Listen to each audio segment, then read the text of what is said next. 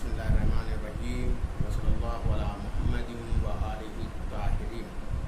اما بعد، آج کا ہمارا موضوع نظم اور ضبط ہے۔ ہمارے دین نے نظم اور ضبط کے اوپر بہت زیادہ زور دیا ہے۔ پروردگار عالم نے اس کائنات کو جو خلق کیا ہے، اس میں جو اہم بات ہے وہ یہی ہے کہ پوری کائنات منظم اور مربوط ہے۔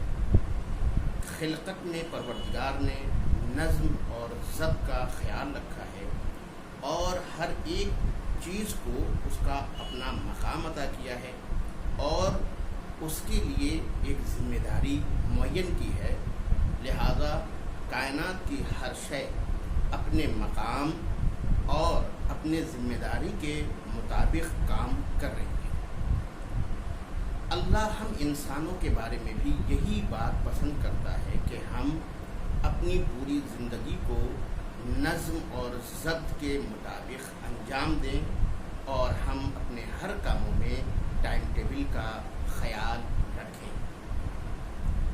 اگر ہم اپنے تمام کام وقت پر کریں، منظم طریقے سے کریں، برابر کریں، تو ہماری زندگی کامیاب ہوگی اور ہم بہتر نتیجہ حاصل کر سکتے ہیں۔ لیکن اگر ہماری زندگی بے نظمی کا شکار رہی تو نتیجے میں ہمارا وقت بھی ضائع ہوگا اور ہم اپنی زندگی سے کما حقہ فائدہ نہیں اٹھا سکتے۔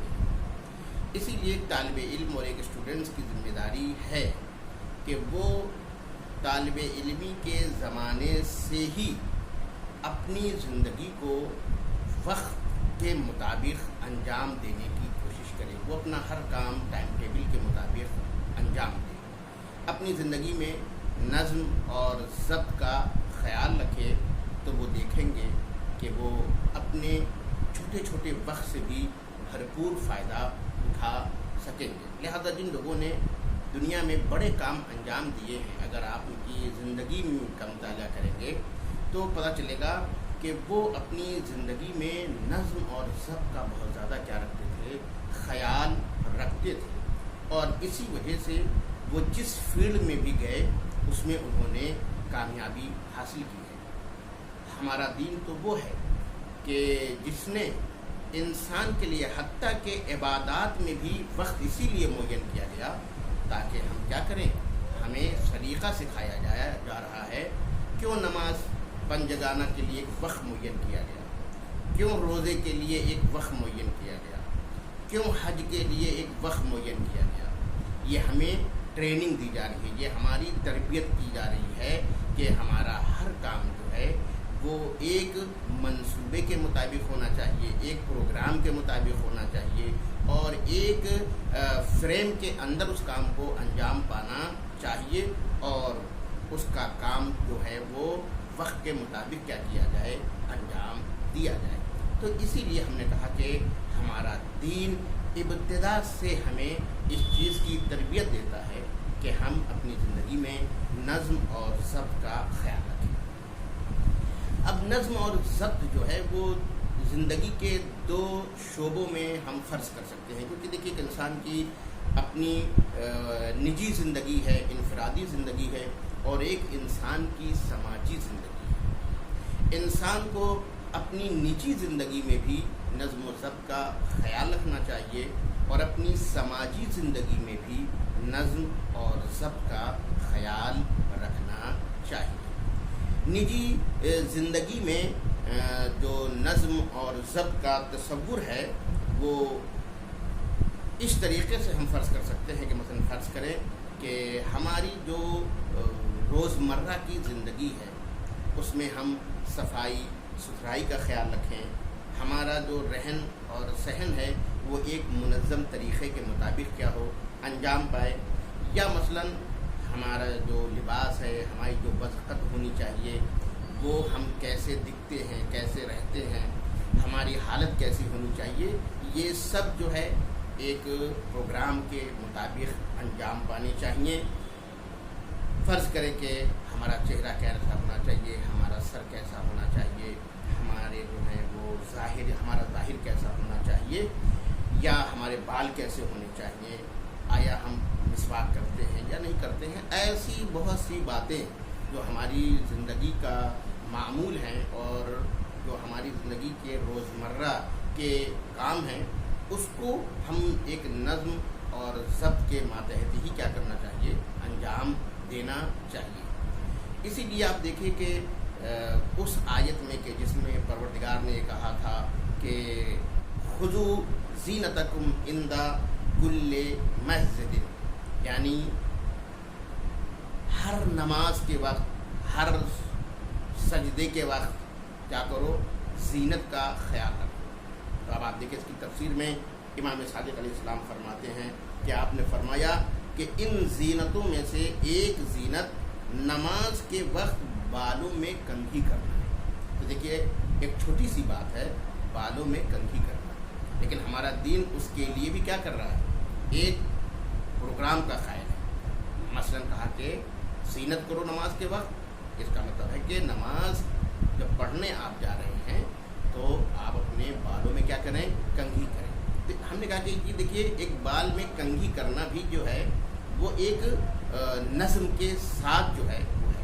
तो आप देखिए जब इबादत में हमारा दीन कहता है कि तुम जब मस्जिद जा रहे हो, नमाज़ पढ़ने के लिए जा रहे हो, तो बाल में कंघी करो, तो जाहिर सी बात है कि हमारा दीन ये तसव्वुर देना चाहता है कि जब भी तुम किसी से मिलना चाहते हो, किसी के यहाँ जाना चाहते हो, तो तुम्हारे बाल बिखरे नहीं होने चाहिए, तुम्हारे बालों से परेशानी ज़ाहिर नहीं होनी चाहिए, बल्कि तुम अपने को संवार करके जाओ।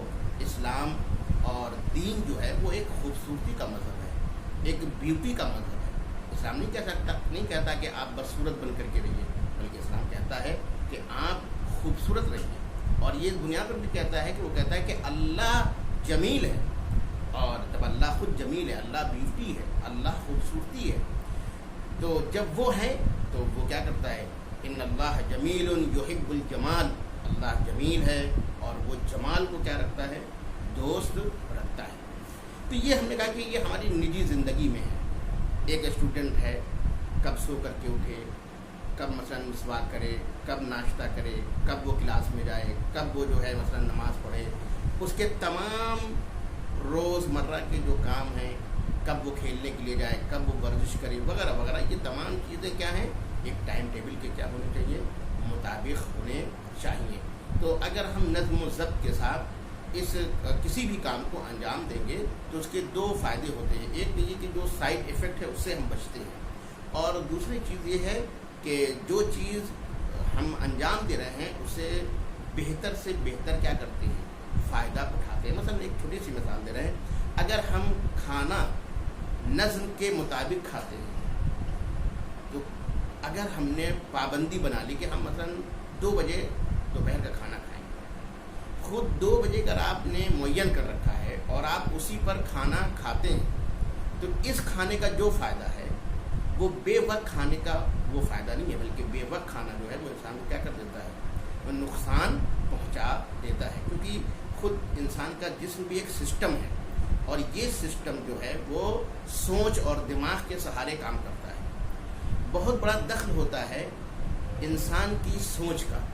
लिहाजा अगर आपने मतलब फ़र्ज़ करें खाने ही के लिए वक्त मुअय्यन किया है, तो आपका जहन जो है वो तैयार है पहले से कि 2 बजे हमें ये काम करवाना है या ये काम करना है, तो उसी के मुताबिक हमारा जहन जो है वो हमारे आज़ा को क्या करता है, हुक्म देता है, और उसके बुनियाद पर वो तमाम आज़ा क्या हो जाती है, एक्टिव हो जाती है। लेकिन जब बेवक्ती का शिकार हो जाता है तो पता चला कि तसव्वुरात कई किस्म में बढ़ जाते हैं, और उसके बुनियाद पर जो अहकाम हैं जहन के वो भी क्या हो जाते हैं, बढ़ जाते हैं।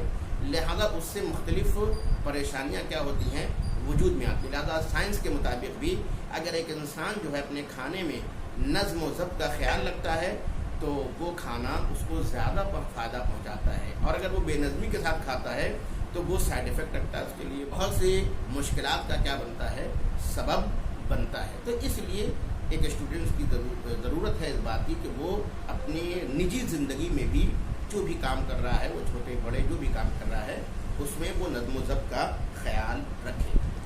दूसरी चीज़ जो है वो हमारी समाजी ज़िंदगी है।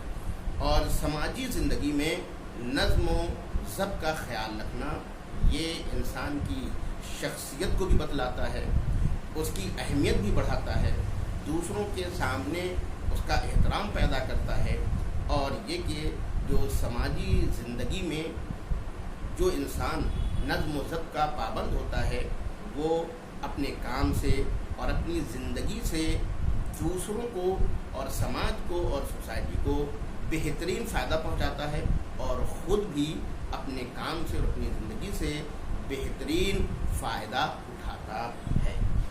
اسی لیے آپ دیکھیے کہ مولا کائنات امام علی علیہ السلام جو ہیں وہ جب وصیت فرماتے ہیں، یہ بہت بڑی چیز ہوتی ہے۔ دیکھیے انسان جو وصیت کرتا ہے تو اس میں کوئی عام بات ذکر نہیں کرتا ہے، جو اہم بات ہوتا ہے اس کو ذکر کرتا ہے۔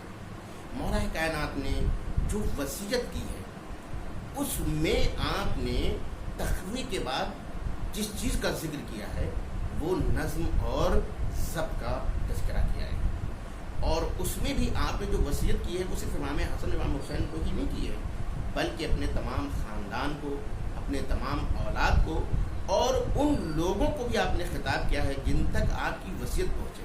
لہٰذا آج اگر ہم مولا علی کی وصیت کو پڑھتے ہیں اور ان کی وصیت ہم تک پہنچتی ہے تو یہ خطاب ہم سے بھی ہے، اور خاص طور سے جو لوگ باب العلم سے رشتہ رکھے ہوئے ہیں اور علم کی دنیا میں کام کر رہے ہیں ان کے لیے اس پیغام کا سننا بہت ضروری ہے۔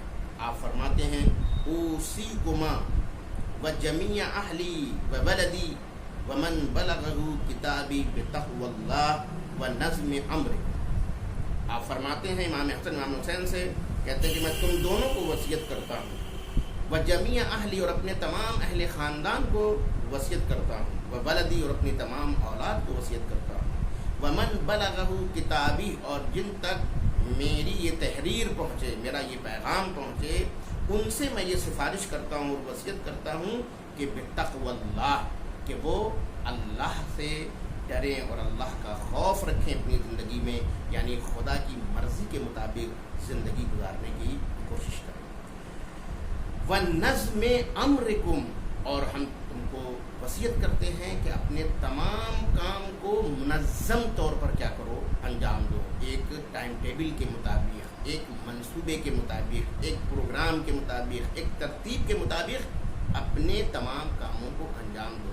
تو آپ دیکھیں مولا کائنات کی نگاہ میں تقوی الہی کے بعد دوسری چیز کتنی اہم چیزیں ہیں، مگر مولا نے کسی اور کا تذکرہ نہیں کیا، بلکہ ہمیں کس چیز کی دعوت دے رہے ہیں کہ نظم کا خیال رکھیں، ضبط کا خیال رکھیں، ترتیب کا خیال رکھیں، ہر کام کو منظم طور پر کیا کریں، انجام دیں۔ تو یہ کوئی معمولی چیز نہیں ہے، مولا کائنات ہمیں سفارش کر رہے ہیں، اور واقعاً اگر ہم نے مولا کے اس حکم پر عمل کیا ہوتا تو ہمارے کام بکھرے ہوئے نہیں ہوتے، ہماری قوم بکھری ہوئی قوم نہیں ہوتی بلکہ ایک منظم قوم ہوتی۔ یاد رکھیے بکھرے ہوئے دانے تسبیح نہیں کہلاتے، مربوط اور ایک دوسرے سے جڑے ہوئے دانے کیا کہلاتے ہیں؟ تسبیح کہلاتے ہیں۔ اگر یہی دانے بکھرے ہوں تو تسبیح نہیں رکھتے۔ اگر اسی طریقے سے ایک قوم جو بکھرے ہوئے لوگ ہیں ان کو قوم نہیں کہا جاتا، بلکہ جو منظم طور پر ہوتے ہیں وہ ایک قوم کی حیثیت رکھتے ہیں، اور پھر ان کا مقصد بھی ایک ہوتا ہے، ان کا طریقہ بھی ایک ہوتا ہے، اور وہ ایک اعلیٰ مقاصد کے مطابق کیا رہتے ہیں، زندہ رہتے ہیں۔ اور کیونکہ وہ منظم ہوتے ہیں اس لیے نہ اختلاف ہوتا ہے نہ افتراق ہوتا ہے، بلکہ ہر انسان اپنی ذمہ داری کو وقت پر ادا کرتا ہے، اور اس طریقے سے تقسیم عمل پایا جاتا ہے زندگی میں، اور ہر آدمی اپنی ذمہ داری کو بحسن خوبی انجام دیتا ہے۔ اسی چیز کو بہت ہی اہم صورت میں امام موسیٰ کاظم علیہ السلام نے ہمارے لیے بیان کیا ہے، اور آپ فرماتے ہیں کہ انسان کو چاہیے کہ وہ اپنے اوقات کو 4 حصوں میں کیا کر دے، بانٹ دے۔ یہ بھی نظم و ضبط سے تعلق رکھتا ہے کہ ہم اپنی زندگی کو بھی مختلف حصوں میں بانٹیں۔ کبھی ایسا ہوتا ہے کہ ایک آدمی ایک چیز میں لگ گیا تو دوسری چیزوں سے کیا ہو جاتا ہے؟ غافل ہو جاتا ہے. تو ایسے بھی انسان کو منظم نہیں کہا جائے گا. مثلا فرض کریں کہ بعض لوگ ہمارے یہاں کیا ہوتے ہیں، اگر سماجی ورکر بن گئے ہیں تو ہر وقت سماج ہی میں ہیں اور وہ اپنے گھر والوں کو بھول جاتے ہیں، یا دوسرے اور جو ضروریات ہیں ان کو بھول جاتے ہیں، جو عبادات ہیں ان کو بھول جاتے ہیں، صرف ایک طرف لگ گئے ہیں. تو اس کو بھی منظم انسان نہیں کہا جائے گا، اس کو بھی مربوط انسان نہیں کہا جائے گا. یہ بھی اپنی زندگی میں ترتیب کا خیال نہیں رکھتا ہے، کیونکہ ہماری زندگی جو ہے وہ مجموعہ ہے بہت سی ذمہ داریوں کا. ہمیں ہر ذمہ داری کو اس کے وقت پر کیا کرنا ہے؟ انجام دینا ہے. تب تو ہماری زندگی کیا ہو جائے گی؟ کامیاب رہے گی. اگر ہم زندگی کے ہر رخ کو اہمیت دے کر کے اور نظم کے مطابق انجام دیں گے تب ہم کامیاب ہوں گے. لیکن اگر ہم زندگی کے کسی ایک رخ پر لگ گئے اور دوسروں سے غافل ہو گئے تو یہ انسان بھی کامیاب نہیں ہے، یہ انسان کیا ہے؟ ناکامیاب ہے. کیونکہ زندگی کسی ایک رخ کے اوپر نہیں چلتی ہے، اس کی تمام جو ضروریات ہیں جب تک وہ پوری نہیں ہوں گی انسان نہ انفرادی طور پر نجی طور پر کامیاب ہوگا، نہ سماجی طور پر کیا ہو سکتا ہے؟ کامیاب ہو سکتا ہے. اسی لیے ہمارے امام نے، ساتویں امام میں موسیٰ کاظم صاحب نے فرمایا کہ زندگی کو 4 حصوں پر بانٹ دو. پہلا حصہ آپ کیا فرماتے ہیں؟ کہتے ہیں ایک حصہ خدا کی عبادت اور اس کے ساتھ مناجات کے لیے، یعنی ہماری زندگی کا ایک وقت خدا سے مناجات کے لیے، خدا کی عبادت کے لیے ہونی چاہیے، اس سے مخصوص ہونی چاہیے. دوسرا حصہ فرماتے ہیں کہ ایک حصہ ذاتی کاموں اور ضروریات زندگی کو پورا کرنے کے لیے. آپ کمانے کے لیے جائیے، آپ محنت کیجیے. آپ نہیں کمائیں گے، آپ کے پاس پیسہ نہیں آئے گا، آپ کیسے کھانا کھائیں گے، آپ کیسے بچوں کو پڑھائیں گے، آپ کیسے دوسری سماجی ذمہ داریوں کو پورا کریں گے. لہٰذا ہمارا دین کہتا ہے کہ جو ذاتی کام ہیں اور جو ضروری کام ہیں زندگی کے، اس کے لیے آپ ایک وقت کیا کریں؟ معین کریں اور اس کو اس وقت پر کیا کریں؟ انجام دیں. آپ دیکھیں کہ بہت سے لوگ ایسے ہوتے ہیں کہ وہ جو ہیں مسجد کے گوشے میں جا کے بیٹھ گئے، پورے دن مثلا مسجد میں بیٹھے ہوئے. تو کیا ان کی زندگی میں فقط یہی ہے؟ اگر یہ دن بھر وہیں مسجد میں بیٹھے رہیں گے تو اور جو واجبات ہیں وہ کون انجام دے گا؟ لہٰذا مولا کائنات کی زندگی میں ملتا ہے کہ جب آپ کوفے میں آئے تو آپ نے دیکھا کہ ایک گروہ ہے جو مسجد کوفہ میں بیٹھا ہوا ہے، اس کو لوگ کہتے ہیں رجال الحق. مولا علی نے کہا یہ کون لوگ ہیں؟ تو لوگوں نے کہا یہ رجال الحق ہے، یعنی مردان حق ہیں. مولا علی کو تعجب ہوا کہ یہ کون سے مردان حق ہیں؟ کہا یہ کرتے کیا ہیں؟ کہا یہ دن بھر مسجد میں رہتے ہیں، دعا، مناجات، نماز یہی سب پڑھتے رہتے ہیں. کہا کہ پھر یہ ان کی ضروریات زندگی کیسے پوری ہوتی ہے؟ کہا اگر لوگوں نے ان کو کھانے کو دے دیا تو یہ کھا لیتے ہیں اور مسجد میں بیٹھے رہتے ہیں. امام غضبناک ہوئے اور آپ نے فرمان دیا کہ ان کو مسجد سے باہر کر دو، اور وہاں پر جو تشبیہ دی، کہا کہ جو لوگ ان کی ضروریات کو پوری کر رہے ہیں وہ ان سے بڑے عابد ہیں. اور امام نے جو ایک تشبیہ دی وہ یہ بھی تشبیہ دی، کہا کہ کتا بھی اس کو دے دیا جائے تو وہ کھا لیتا ہے. تو یہ زندگی کا کوئی مصرف تو نہیں ہے کہ انسان اس طریقے سے زندگی گزارے. لہٰذا مولا کائنات نے ان کو مسجد سے باہر کیا اور کہا جاؤ تم اور جو تمہاری ڈیوٹیز ہیں اس کو کیا کرو؟ انجام دو اور نماز وقت پر پڑھنے آؤ. اسی لیے اللہ نے نماز کا وقت کیا کیا تھا؟ معین کیا تھا کہ بس صبح کی نماز آپ پڑھیے، جو دعائیں ہیں پڑھیے، اس کے بعد آپ جائیے. تو اس طریقے سے ہمارا دین یہ کہتا ہے کہ آپ عبادت کے لیے بھی ایک وقت معین کیجیے، اپنے ذاتی کاموں کے لیے، ضرورت زندگی کے لیے بھی ایک وقت معین کیجیے. تیسری بات جو امام موسیٰ کاظم علیہ السلام کہتے ہیں کہ ایک حصہ اپنے دوست، احباب، رشتہ داروں کے ساتھ ملنے جلنے اور ملاقات کے لیے، کیونکہ انسان بغیر رشتوں کو نبھائے ہوئے زندہ نہیں رہ سکتا ہے. رشتوں کا نبھانا بھی کیا ہے؟ ہماری زندگی میں بہت زیادہ اہم مقام رکھتا ہے. چوتھی چیز جو آپ نے فرمایا کہ اپنے وقت کا ایک حصہ معین کرو، کاہے کے لیے؟ کہا آرام، تفریح اور گھر میں اہل خانہ کے ساتھ رہنے کے لیے. ہمارا دین آپ کو حلال لذتوں سے بہرہ مند ہونے سے نہیں روکتا ہے، ہمیں چاہیے کہ ہم آرام بھی کریں، ہمارے جسم کو آرام کی ضرورت ہے، ہمیں تفریح کی بھی ضرورت ہے، اور یہ کہ انسان اپنے گھر والے اور اپنے فیملی کے ساتھ بھی کیا ہے وقت بتائے۔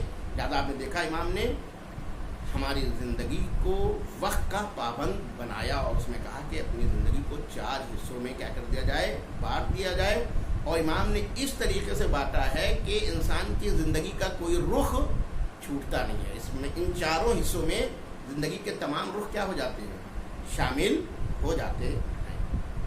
تو یہ ایک ہم نے کہا کہ ہمارے دین کا بہترین تصور ہے، اور ہمارے ائمہ نے زندگی کے کسی رخ کو تشنا نہیں چھوڑا ہے۔ اس لیے آپ دیکھیے مختلف زاویے سے ہمارا دین نظم و ضبط کو پیش کرتا ہے۔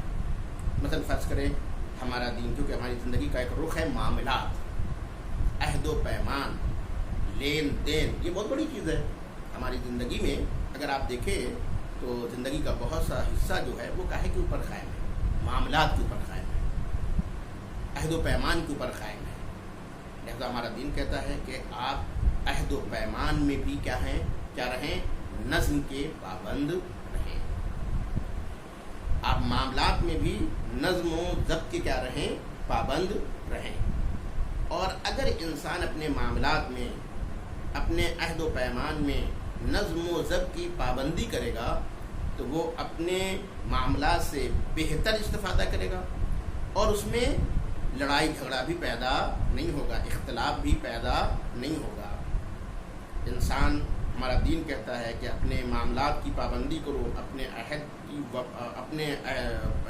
عہد و پیمان کی وفا کرو، اور اس کے ساتھ وہ یہ بھی کہتا ہے، چھوٹی چھوٹی باتوں کے اوپر بھی توجہ دیتا ہے۔ مثلا فرض کہتا ہے کہ اگر کوئی معاہدہ کر رہے ہو، کوئی معاملہ کر رہے ہو، تو اس کو تحریری شکل میں رکھو، کیونکہ اگر تحریری شکل میں کوئی پیمان انجام نہیں پاتا ہے تو سامنے والا کیا کر سکتا ہے، انکار کر سکتا ہے۔ اس لیے لین دین میں خاص طور سے ہمارا دین کہتا ہے کہ نہیں، اس کو ایک نظم کے مطابق کیا ہونا چاہیے، انجام پانا چاہیے۔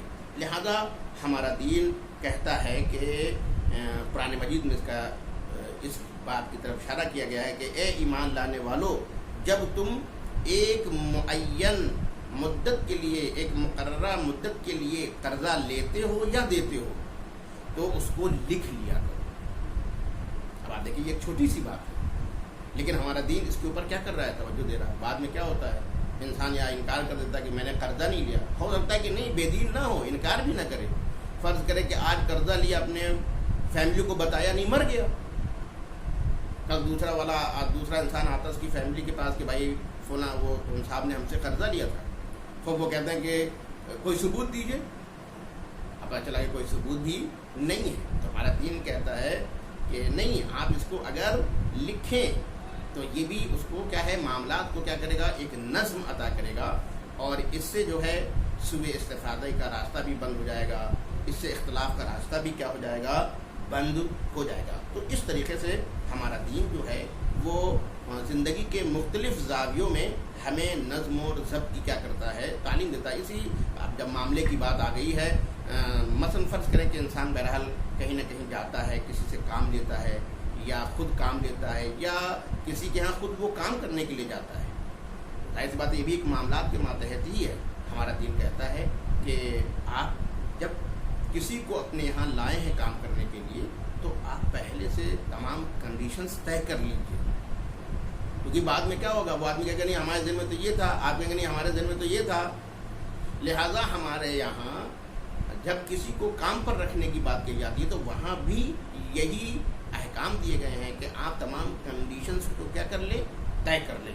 مثلا کام ہے تو کیا کام ہے، کتنا کام ہے، کب تک ہونا ہے، یہ تمام چیزیں کیا ہونی چاہیے، معین ہونی چاہیے، اور اسی کے مطابق اجرت بھی طے ہونی چاہیے کہ یہ کام جو کیا جائے گا اس کی اجرت کیا ہوگی، ورنہ اگر اجرت طے نہیں ہوگی تو بعد میں کیا ہوگا، اختلاف کیا ہوگا، پیدا ہوگا۔ اسی لیے امام رضا علیہ السلام کی زندگی میں ملتا ہے کہ ایک دن آپ نے دیکھا کہ جو ان کے ملازمین تھے، کام کرنے والے، کسی کام کے لیے کچھ لوگوں کو لایا گیا تھا، تو دیکھا کہ آج ایک نیا آدمی ان میں کیا ہے، کام کر رہا ہے، तब आप देखिए इमाम कितनी छोटी छोटी बातों पर भी बारीकी से निगाह रखते थे। देखा कि जो मुलाजिमीन काम कर रहे हैं उसमें आज एक अजनबी आदमी काम कर रहा है, और इससे पता चलता है कि वो इमाम को इत्तला दिए बगैर रखा गया था।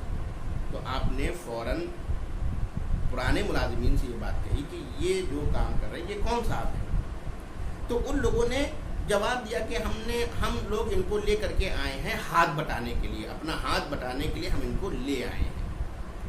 तो इमाम जब ये सुनते हैं तो कहते हैं कि ठीक है, आप इनको हाथ बटाने के लिए ले आए हैं, लेकिन क्या आपने इनकी मजदूरी भी तय कर ली थी? क्या इनकी उजरत भी आपने तय कर ली थी? कहा नहीं, हमने कोई उजरत तय नहीं की है, बस हम इनको अपने साथ ले आए थे कि आज हमारे क्या है काम करते हैं। जैसे कभी होता है कि दोस्तों में भी होता है कि भाई आदमी कहीं काम कर रहा था, अपने दोस्त को पकड़ के लेके चला गया। अब दोस्त बेचारा गया वो, ठीक है, हमारा दीन कहता है कि दोस्ती अपनी जगह पर है और हुकूक अपनी जगह पर है।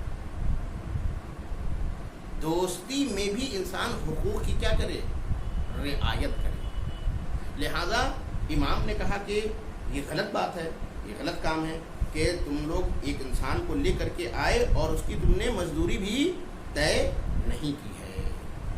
आपने फरमाया कि मैं इस अमल को नापसंद करता हूँ, और उसके बाद आप फरमाते हैं कि मैंने बारहा कहा है कि जब तुम किसी फर्द को मजदूरी के लिए लाओ तो पहले उससे उजरत तय कर लो, पहले उससे मजदूरी तय कर लो। अब देखिए एक बहुत अहम नुक्ते की तरफ इमाम रज़ा अलैहिस्सलाम क्या कर रहे हैं, इशारा कर रहे हैं। आप फरमाते हैं वरना आखिर में तुम उसे जिस कदर भी मजदूरी दे दो वो ख्याल करेगा कि मुझे कम ही मिला है। यानी अगर आप किसी को तय करके नहीं लाएंगे तो चाहे आप ज़्यादा भी दे दें तब भी उसके जहन में क्या होगा कि इन्होंने हमारे काम की कम क्या की है, उजरत दी है। लेकिन अगर तुम तय करके लाओ और आखिर में तयशुदा उजरत से कुछ थोड़ा ज़्यादा दे दो तो वो इंसान खुश हो जाएगा कि इन्होंने उजरत से क्या किया है, ज़्यादा दिया है। बस इमाम कह रहे हैं कि अगर तुमने तय नहीं किया और उस सूरत में ज़्यादा भी दे दोगे तो कम समझेगा, लेकिन अगर तय करके आए और तुमने 2 रुपये भी बढ़ा करके दे दिए, 10 रुपये भी बढ़ा करके दे दिए तो सामने वाला क्या समझेगा कि इन्होंने हमारे साथ मोहब्बत की, कि हमें हमारी उजरत से ज़्यादा क्या किया है, हमें अता किया है। तो देखिए एक छोटी सी बात थी, लेकिन इमाम कहते हैं कि नहीं, मामलात को क्या होना चाहिए, मुनज़्ज़म होना चाहिए। आइए हम अपनी ज़िंदगी में नज़्म व ज़ब्त का ख्याल रखें ताकि हम खुद भी कामयाब रहें और हमसे वाबस्ता अफराद भी कामयाब रहें, क्योंकि हम ही को देख करके हमारे जो करीबी लोग होते हैं वो भी उस सीरत पर अमल कर सकते हैं। लिहाजा खुद भी कामयाब हों और दूसरों को भी कामयाब बनाएं नज़्म और ज़ब्त के